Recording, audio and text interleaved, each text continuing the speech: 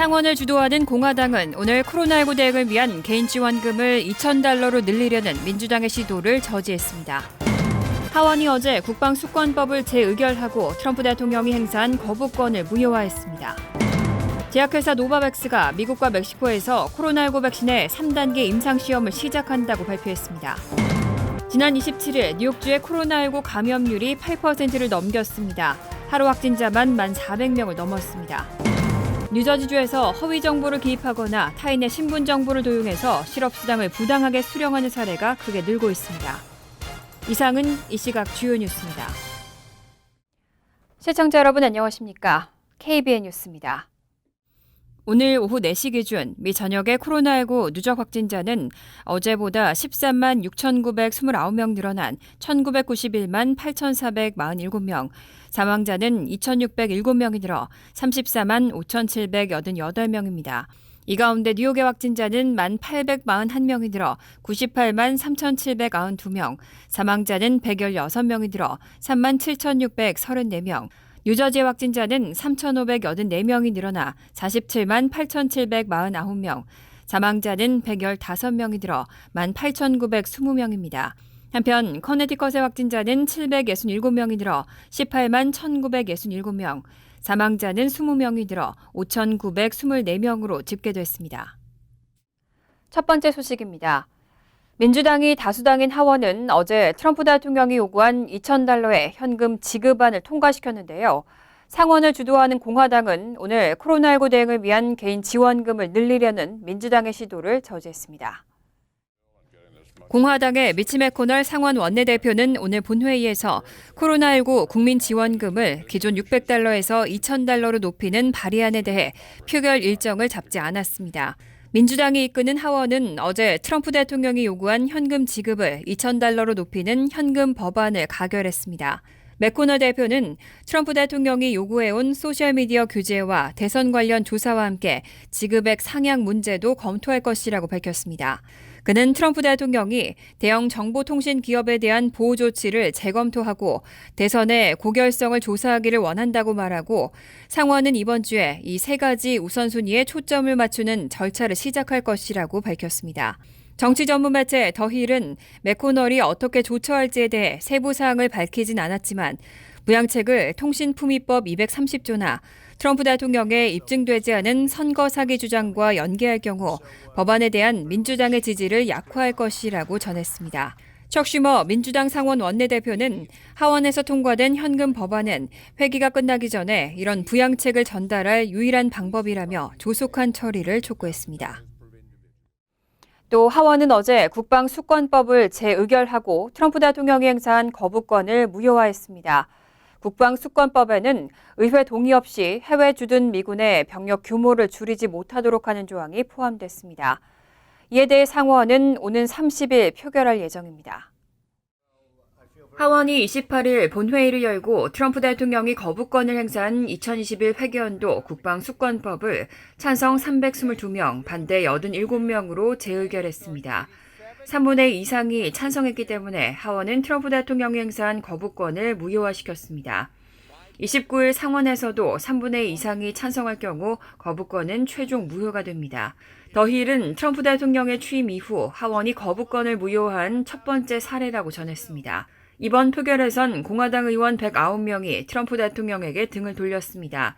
다만 반대표를 던진 공화당 의원은 이달 초 법안 통과 당시 40명에서 66명으로 늘었습니다.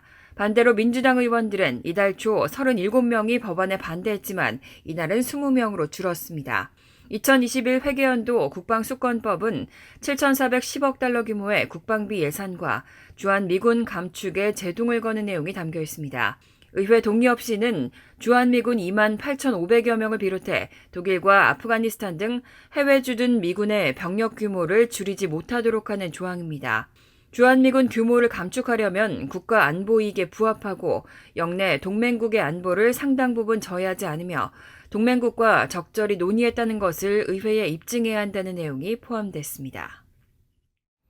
어제 제약회사 노바백스가 미국과 멕시코에서 코로나19 백신의 3단계 임상시험을 시작한다고 발표했습니다. 미국에서 3상에 돌입한 제약회사로는 화이자와 모더나, 아스트라제네카와 존슨앤존슨에 이어 5번째입니다. 28일 제약사 노바백스가 미국과 멕시코에서 코로나19 백신의 3단계 임상시험을 시작한다고 발표했습니다. 미국에서 3상에 돌입한 제약회사로는 화이자, 모더나, 아스트라제네카와 존슨앤존슨에 이어 5번째입니다. 노바백스는 18세 이상 3만 명을 대상으로 3상을 진행합니다. 참여자의 3분의 2는 21일 간격으로 2차례 후보 백신을 접종하고 나머지는 가짜약을 투여받은 후 모든 투여자는 두 번째 접종 후 24개월간 모니터링을 받게 됩니다. 노바백스는 효능을 잘 관찰할 수 있도록 코로나19 전염률이 높은 지역에서 시험을 진행할 예정입니다. 연령대별로는 65세 이상이 최소 25%를 차지하고 인종별로도 최소 15%가 흑인, 10에서 20%가 라틴계, 1에서 2%는 미국 원주민으로 구성되도록 할 방침입니다. 노바백스는 현재 영국에서 3상, 남아프리카 공화국에서 2상을 각각 진행 중이고 미국과 호주에선 그동안 1상과 2상을 진행해 왔습니다. 결과는 내년 1분기에 나올 것으로 예상됩니다. 노바백스는 미국의 1억 회, 영국의 6천만 회의 접종 분량을 제공하기로 했고 한국과도 구매 관련 협상을 진행하고 있습니다. 앤서니 파우치 국립 알레르기 전염병 연구소 소장은 주별로 코로나19 대처에서 차이가 나는 게 확산을 막는 데 중대한 약점이라고 지적했습니다. 각 주의 대응에 일관성이 있어야 한다고 강조하고 마스크 착용과 사회적 거리 두기가 정치화되면 안 된다고 당부했습니다. 미 코로나19 대응의 최고 권위자로 꼽히는 앤서니 파우치 국립 알레르기 전염병 연구소 소장은 28일 BBC 라디오와의 인터뷰에서 코로나19 대처에서 주별로 차이가 나는 것이 중대한 약점이라고 지적했습니다. 파우치 소장은 주들은 원하는 방식으로 일을 하는데 상당한 재량이 주어진다며 이는 거의 재량이 주어지지 않는 연방 명령과 대조적이라고 지적했습니다. 파우치 소장은 코로나 바이러스는 뉴욕과 뉴저지, 플로리다와 조지아, 텍사스와 오클라호마주의 경계 차이를 알지 못한다고 지적하고 주별로 다른 봉쇄와 재개 지침을 언급하면서 각 주의 대응에 일관성이 있어야 한다고 강조했습니다. 또 미국이 세계에서 가장 큰 타격을 입은 국가가 된 데에는 많은 요인이 있었지만 각 주가 일하는 방식의 불일치는 큰 약점이라고 말했습니다. 파우치 소장은 또 불행히도 올해 이 나라에 상당한 분열이 있었다는 것은 비밀이 아니라고 생각한다며 미국의 정치적 분열로 인해 공중보건 조치가 정치화하면서 대응 지연의 한 요인이 됐다고 지적했습니다. 그리고 지금 우리가 보는 것은 일종의 정치화라며 단순한 공중보건 조치로 여겨질 마스크 착용과 사회적 거리 두기가 정치적 발언이 되면서 문제가 됐다면서 코로나19 백신이 널리 보급될 때까지 공중보건 조치를 계속하는 것이 중요하다고 강조했습니다. 지난 27일 뉴욕주의 코로나19 감염률이 8%를 넘겼습니다. 하루 확진자만 1,400명을 넘었습니다. 병원 입원 환자도 7,500명을 넘어서면서 지난 5월 이후 가장 많았습니다. 28일 앤드류 쿠오모 뉴욕 주지사는 코로나19 브리핑에서 27일 뉴욕의 하루 확진자가 1,407명, 감염률이 8.33%에 달했다고 밝혔습니다. 26일 5.85%를 기록했던 감염률이 하루 만에 2.48%포인트나 오른 겁니다. 뉴욕주의 감염률은 지난 5월 8일 이후 지난 27일 가장 높은 수치를 기록했습니다. 하지만 쿠오모 주지사는 확진자 수는 전날과 비슷한 점을 주목하며 감염률 급증의 원인은 크리스마스 전 검사자가 몰렸다가 주말 동안 줄었기 때문일 수도 있다며 감염률 변동 추이를 유심히 지켜볼 것이라고 덧붙였습니다. 병원 입원 환자 수는 7,559명으로 늘어나 지난 5월 8일 이후 가장 많았습니다. 사망자는 114명으로 집계됐습니다. 한편 이날 주지사는 이번 주부터 코로나19 백신 접종 우선순위에 얼전케어 직원 등을 포함하도록 확대하고 의료시설에서 백신 빼돌리기를 하다 적발될 경우 최대 100만 달러의 벌금과 의료 면허 취소라는 강력한 처벌을 받게 될 것이라고 경고했습니다. 뉴욕주의 세입자 강제 퇴거 금지 조치가 내년 5월 1일까지 연장됩니다. 또 주택 소유자를 압류와 세금 유치권 등으로부터 보호하는 내용도 포함됐습니다. 코로나19로 피해를 입은 세입자와 집 주인을 보호하는 포괄적인 조치가 시행되고 있습니다. 오는 12월 31일 만료될 예정이었던 세입자 퇴거 금지 조치가 내년 5월 1일까지 연장됩니다. 휴회 중인 뉴욕주 상하원은 코로나19 긴급 퇴거 및 압류 금지법을 처리하기 위해 28일 온라인으로 특별 회기를 소집했습니다. 앤드류 쿠오모 뉴욕 주지사는 이날 해당 법안에 즉각 서명할 방침이라고 밝혔습니다. 법안에 따르면 현재 절차를 진행 중인 모든 퇴거 건과 이 법안 발효 후 30일 이내 시작된 모든 퇴거 절차는 최소 60일간 보류됩니다. 다만 퇴거를 유예하기 위해 세입자는 코로나19와 관련된 재정적 어려움에 처했다는 사실을 문서로 제출해야 합니다. 이 법안은 세입자 퇴거 금지뿐만 아니라 주택 소유자를 압류와 세금 유치권 등으로부터 보호하는 내용과 또 노인 및 장애인 주택 소유자에 대한 재산세 감면 확대도 포함합니다. 이에 앞서 27일 쿠오모 뉴욕 주지사는 주거용 임대에 대한 퇴거 금지를 내년 1월 26일까지 연장하는 행정명령에도 서명했습니다. 상업용 임대에 대해서는 이미 1월 31일까지 퇴거 금지 조치를 연장했습니다. 뉴저지주에서 허위 정보를 기입하거나 타인의 신분 정보를 도용해서 실업수당을 부당하게 수령하는 사례가 크게 늘고 있습니다. 주정부가 그간 10만 건에 달하는 허위 청구를 적발한 것으로 집계됐습니다. 27일 NJ 101.5 라디오 방송은 롭 아사로 안젤로 뉴저지주 노동국장이 코로나19 사태 시작 이후 약 10만 건의 실업수당 허위 청구를 적발했다고 밝혔다고 보도했습니다. 약 14억 달러에 달하는 규모입니다. 안젤로 국장은 주 노동국이 특별팀을 꾸리고 허위로 실업수당을 청구하는 행위를 감시하고 있다고 밝혔습니다. 다만 모방 범죄를 막기 위해서 그간 적발한 사기 행각들에 대해 자세히 언급할 수는 없다고 덧붙였습니다. 안젤로 국장은 과거에는 실직 여부가 허위인지에 가장 초점을 뒀다면 최근에는 개인정보를 도용한 실업수당 불법 청구가 가장 큰 문제가 되고 있다며 다양한 방법으로 사기 행위들을 색출하고 있다고 강조했습니다. 또 주 노동국은 허위 실업수당 청구 적발을 위해 연방노동부와 뉴저지주 검찰 등과도 계속 공조하고 있다고 밝혔습니다. 안젤로 국장은 개인정보 도용을 이용한 실업수당 불법 청구를 막기 위해 자신의 개인정보를 소셜미디어 등에 공유하는 것은 좋지 않다고 주민들에게 주의를 당부했습니다.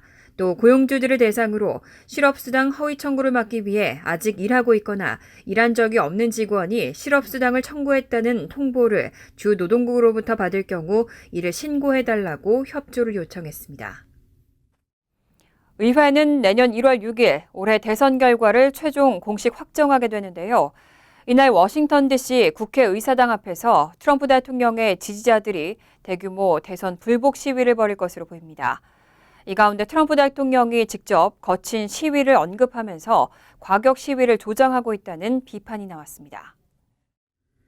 의회가 11월 3일 대선 결과를 최종 공식 확정하는 내년 1월 6일 트럼프 대통령 지지자들이 워싱턴 DC 국회의사당 앞에서 대규모 불복 시위를 벌일 것으로 예상되고 있습니다. 트럼프 대통령은 최근 여러 차례 시위를 독려하는 트윗을 올렸습니다. 지난 19일에는 1월 6일 워싱턴 DC에서 대규모 시위가 있다며 거기 있으면 과격해질 것이라고 트윗했습니다. 피터 나바로 백악관 무역제조업 정책국장이 부정선거를 입증하는 36쪽짜리 보고서를 발표했다는 내용의 기사를 링크하면서 내가 대선에서 패배하는 것이 불가능했다는 것을 통계학적으로 보여준다고도 주장했습니다. 27일엔 이번 대선이 미 역사상 가장 큰 사기극이라면서 1월 6일 워싱턴 DC에서 만나자 놓치지 말라고 참석을 독려했습니다. 친트럼프 보수단체인 트럼프를 위한 행진 집회와 보수 여성단체 Women for American First를 비롯해 남성 우월주의 극우단체 프라우드 보이즈 등은 대규모 시위를 조직하고 있습니다. 시위엔 5천여 명이 참석할 것으로 예상됩니다. 언론들은 트럼프 대통령이 이 시위를 통해 대선 결과를 뒤집을 수 있도록 의회를 압박하고 싶어하는 것으로 보인다고 분석하고 있습니다. 이런 분위기가 고조되면서 폭력 시위에 대한 우려가 높아지고 있고 트럼프 대통령이 거친 시위를 직접적으로 언급하면서 과격 시위를 조장하고 있다는 비판도 나왔습니다. 28일 뉴욕 호텔에서 한 흑인 소년이 백인 여성으로부터 억울하게 도둑으로 몰린 영상이 공개됐습니다. SNS에 올라온 영상에는 해당 백인 여성을 비난하는 댓글이 쏟아지면서 논란이 되고 있습니다. 28일 워싱턴 포스트는 뉴욕 호텔에서 한 흑인 소년이 백인 여성으로부터 억울하게 도둑으로 몰려 공분이 일고 있다고 보도했습니다. 보도에 따르면 지난 26일 재즈 트럼펫 연주자인 키온 헤럴드는 뉴욕 맨하튼 소호 지역의 한 부티크 호텔에 14살 아들과 함께 머물고 있던 중 브런치를 먹으려고 호텔방을 나섰고 그때 갑자기 한 백인 여성이 헤럴드의 아들에게 다가와 핸드폰을 보여달라고 요구했습니다. 이 여성은 헤럴드의 아들이 자신의 핸드폰을 훔쳐갔다고 주장하며 호텔 매니저에게 도움을 요구했고 헤럴드의 아들은 자신의 핸드폰이라고 답했지만 이 여성은 막무가내로 화를 내고 스마트폰을 보여달라며 목소리를 높인 것으로 전해졌습니다. 호텔 매니저도 핸드폰을 보여달라고 거들었고 백인 여성은 자리를 뜨려는 이들 부자에게 달려들어 헤럴드를 할퀴는 등 폭력을 행사하기도 했습니다. 헤럴드는 당시 상황을 촬영한 영상을 27일 자신의 인스타그램에 올렸고 순식간에 화제를 모으면서 백인 여성과 호텔 측을 비난하는 댓글들이 달렸습니다. 이후 백인 여성의 핸드폰은 우버 차 안에서 발견됐습니다. 비난이 일자 호텔 측은 28일 성명을 내고 무고한 고객에 대한 근거 없는 고발과 편견, 공격이었다며 사과했습니다.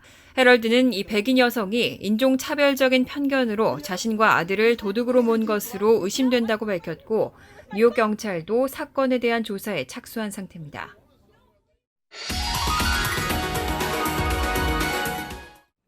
이어서 LA 지역 한인사회 소식입니다. 캘리포니아주가 미국 내 코로나19 3차 유행의 새로운 진원지로 떠올랐습니다. 조만간 크리스마스 후유증의 영향이 반영되면 상황은 더 악화될 것으로 보입니다. 봉쇄 조치가 연장될 전망입니다. 김재은 기자가 보도합니다. 최근 일주일 사이 매일 평균 4만 명 이상의 신규 확진자가 나오고 있는 캘리포니아주. 어제 하루에만 확진자가 5만 명 넘게 추가됐습니다. 재확산세가 점차 심각해지면서 한때 미국 내 코로나 핫스팟이었던 뉴욕주와 중서부 지역을 제치고 새로운 대유행 진원지로 부상했습니다. 발생 지역은 LA뿐만 아니라 유바와 샤스타 카운티 등 시골 지역을 포함해 전국으로 확대되는 추세입니다. And to think that people are still traveling, people are still getting together and mixing households, it's a very dark future. 여기에 성탄절 여행과 모임의 여파가 조만간 본격적으로 반영될 것으로 보입니다. 문제는 연휴가 성탄절에서 새해까지 이어진다는 겁니다.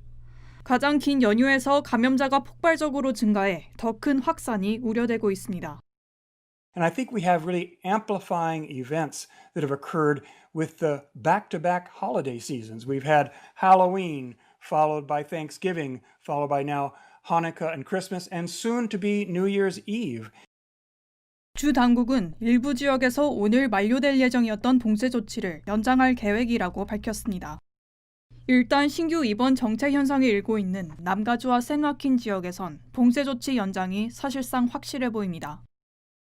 It is clear and understandable that it's likely those stay-at-home orders will be extended. But again, based upon the data, that determination will be made, and based upon the data that needs to be collected today to complete that 3-week period.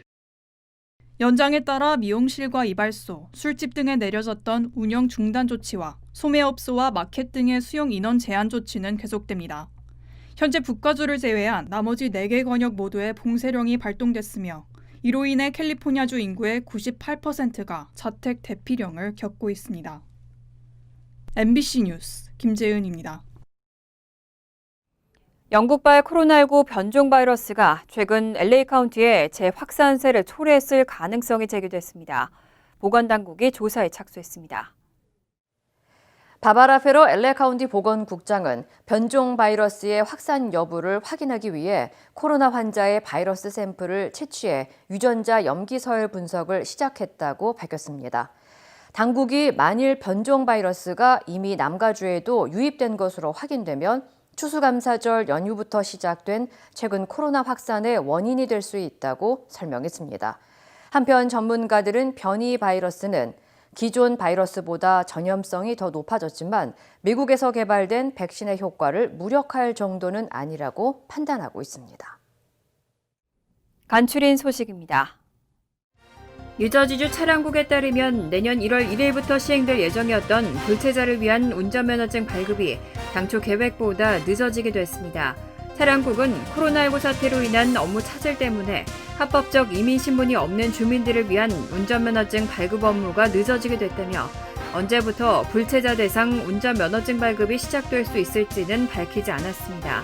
필 머피 주지사는 늦어도 봄부터는 발급이 시작될 수 있기를 희망한다고 말했습니다.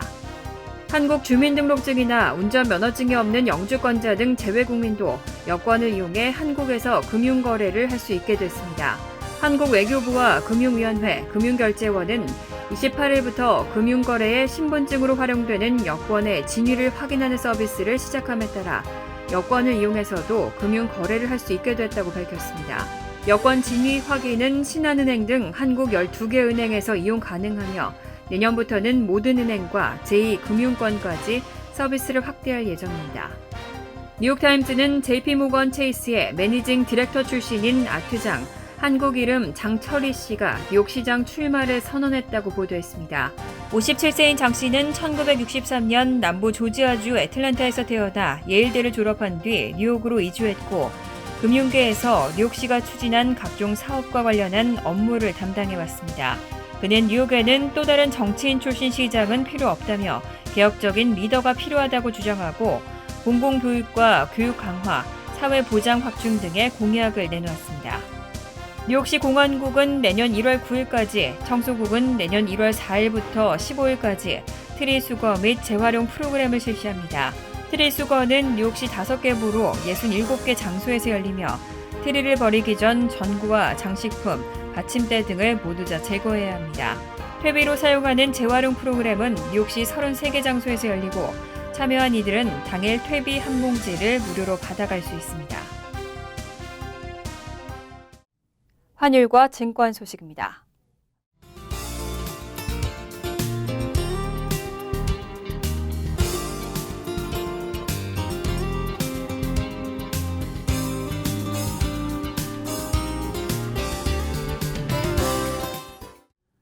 이어서 날씨입니다. 수요일은 흐린 가운데 늦은 밤에는 적은 양의 비가 오는 곳도 있겠습니다. 낮 최고 기온은 42도, 섭씨 6도, 밤 최저 기온은 39도, 섭씨 4도로 예상됩니다.